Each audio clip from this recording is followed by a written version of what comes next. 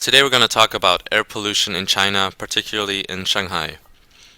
You might have heard on the news or read in an article, such as the one from the Wall Street Journal, the city of Shanghai struggles with heavy air pollution, rooting from coal-burning factories located in and around the city. The city is covered with a thick layer of gray smog, which has negative effects on the inhabitants. Common access resources are resources that are accessible to anyone without cost, making this good non-excludable but rivalrous. Non-excludable essentially means that the good cannot be kept under systematic review, but because there's only a limited supply, there's an element of rivalry towards the good. In the instance of Shanghai, by polluting the atmosphere, everyone suffers. This means that everyone living in the city consumes the air and experiences the negative externalities of burning coal, and in general other non-renewable energy sources. Coal-burning factories enjoy the short-term benefits of the coal and the profits gathered from the coal, but ignore the long-term costs that come from air pollution. The long-term effects placed on the population can include heart disease, lung failure, and cancer arising from the toxins in the air. The problem with air as a common access resource is that it is free to the consumer but reduces availability to everyone else. You can say that clean air is not sustainable. Government intervention plans that can make air consumption more sustainable include regulations, taxation, subsidies, and tradable permits, also known as cap and trades. Now Beatriz will talk about the market for coal burning as a source of energy, introduce solutions, and evaluate. The graph on the screen shows the market for coal burning in Shanghai. The equilibrium price and quantity are shown at the intersection between the demand and supply curve. Due to pollution, there are extra costs burned to society that are not shown on the graph. Coal is a cheap form of energy, which is why it has been so popular. This market has consequently created negative externalities. The main apparent negative externality that is created is the smog. This causes flights to be cancelled in Shanghai. 89 were cancelled and 98 delayed. Children, people of age, people with lung, heart, or other chronic disease are forced to stay indoors. Commuters have to wear face masks, which create extra costs, and parks are left empty. Other extra costs that are not mentioned in the article are health costs. The inhaling of the smog causes lung problems and other sicknesses, and consequences for future generations. By polluting the atmosphere now, we are reducing the amount of clean air we will have access to in the future. The graph now shows the PSO, price socially optimal, and the QSO, quantity socially optimal. It would be more beneficial for society as a whole if the quantity demanded were at QSO. If the price would be risen to PSO, then the quantity demanded would decrease. At QSO, the amount of CO2 let out into the atmosphere would not create extra costs to society. Short-term solutions. The article addressed solutions government is now doing in order to solve the problem. They have decreased by 30% the amount of government fleets on the streets. They have put on hold construction sites and put on hold excavations. These solutions will only temporarily affect the situation.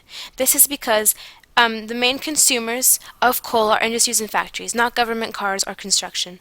Long-term solutions are needed in order to solve the problem, instead of briefly making it go away. On the graph, you can see the effect of these short-term solutions. By cutting back, the government will be able to decrease a portion of the pollution in the air and make it possible for people to go outside. On the graph, you can see the supply with the short-term solutions does not remove the entire problem. Therefore, these solutions are ineffective as they do not remove the cost of society, and the portion of the cost they do solve are only temporarily. Long-term solutions. Presented by the article, the government wants to create stricter regulations, therefore controlling more of the CO2 emitted.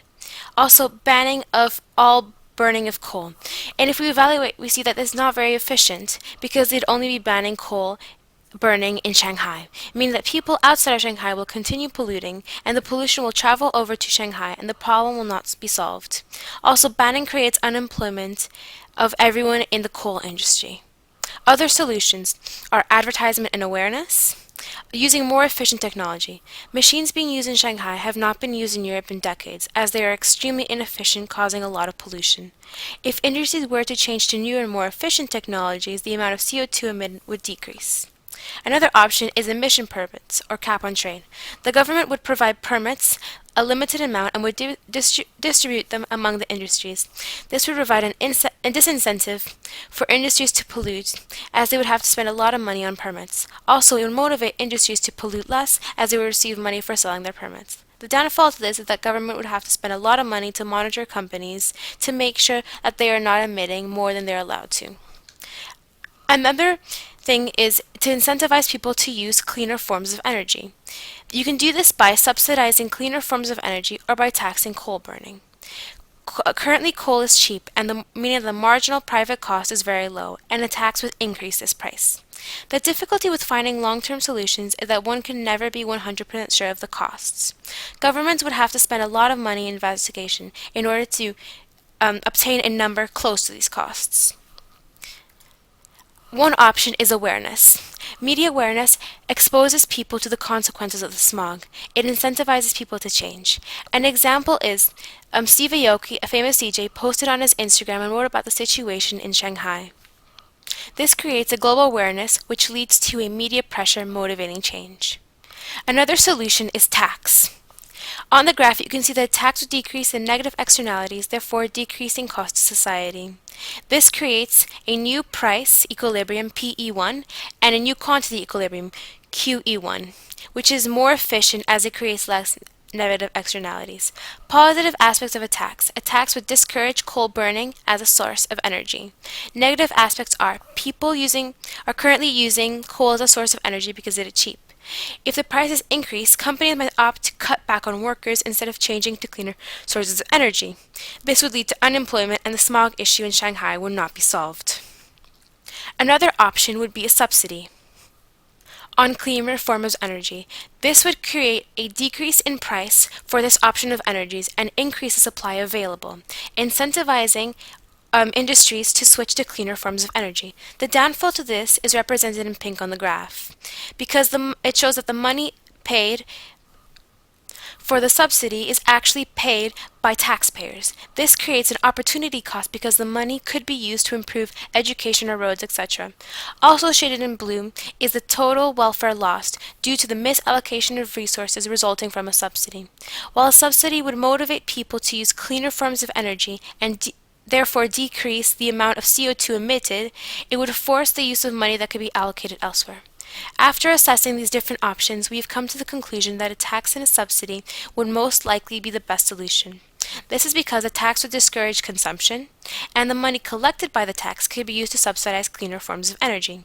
People and companies who use coal as a source of energy due to the cheap prices will not be greatly affected by the tax because they will have a subsidized cleaner form of energy that will decrease the amount of the price and increase the amount supplied. A tax and a subsidy would decrease CO2 emissions, create a solution that is not temporary. It would also benefit companies who provide cleaner forms of energy and therefore benefiting society as a whole.